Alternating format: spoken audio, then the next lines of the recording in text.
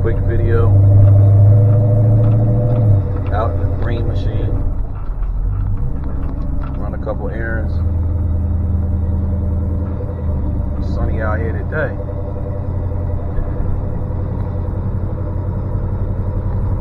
Straight as an arrow. Look at that there.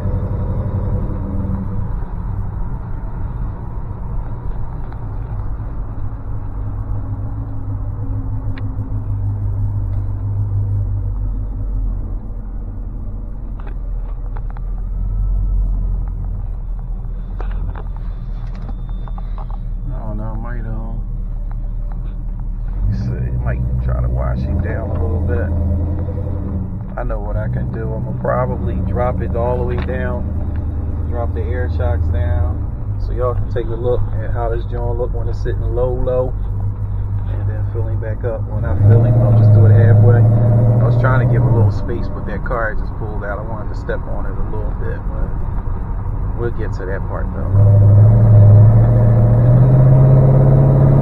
We got the MagnaFlow on here, exhaust. I want to change that up. Put some boiler. They make the boiler for these old schools.